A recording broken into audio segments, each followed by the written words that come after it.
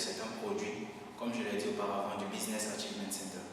Alors, le Business Achievement Center, ou si vous voulez centre de réussite en affaires, est une plateforme technique créée en 2014 à l'initiative d'un groupe de sociétés dénommé DecoGroup.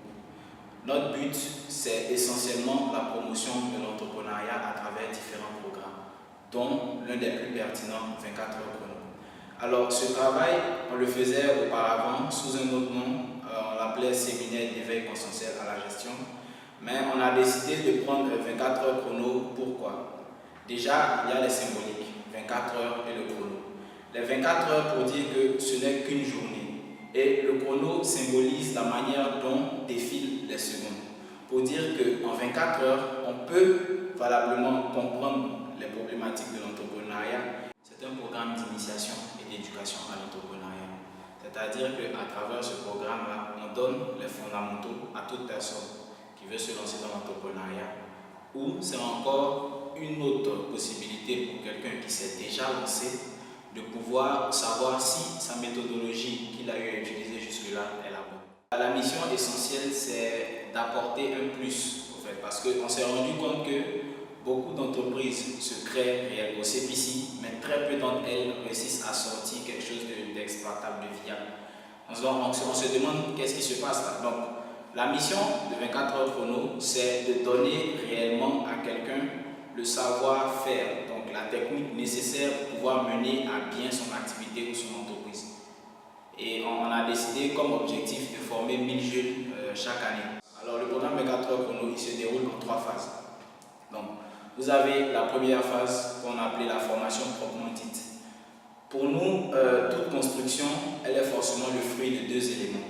Donc, d'un côté, on a la pensée et de l'autre, on a l'action. Donc, nous, notre point de départ, c'est la pensée.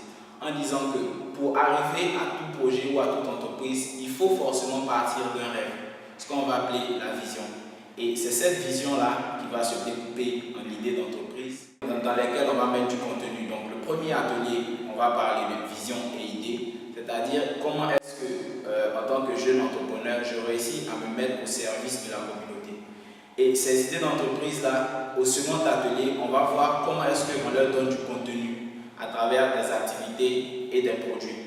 Mais mieux, en tant que jeune entreprise, en me lançant, je trouve déjà des entreprises sur le marché.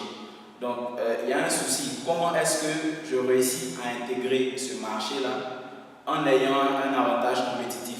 Donc, c'est ce que je vais appeler le service ou ma capacité d'innovation. Le troisième atelier, c'est la dimension sociale du projet. C'est-à-dire, quels sont les hommes dont je vais avoir besoin et comment est-ce que je les utilise, comment est-ce que je les aide à développer leur potentiel tout en les mettant au service de la communauté. Troisième atelier, ressources humaines et sociales. Et ces hommes que j'ai choisis, ils doivent forcément avoir besoin d'outils avec lesquels travailler. Donc, le quatrième atelier aborde la dimension technique du projet, c'est-à-dire quels sont les outils dont je vais avoir besoin pour mener à bien mon activité, mais mieux, comment est-ce que j'utilise ces outils, la technologie.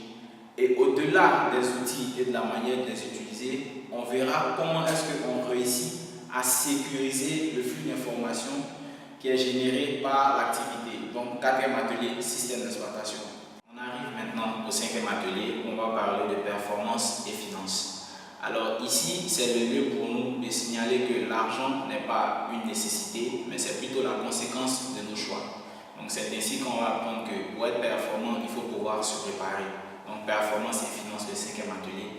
Et on finit avec le sixième atelier, management et stratégie, qui est rien d'autre que la somme de tous les éléments effectués auparavant. Et c'est aussi les astuces dont peut avoir besoin le jeune promoteur pour mener à bien son projet. Donc voici ainsi présenté en gros le programme 24 heures chrono entrepreneuriat.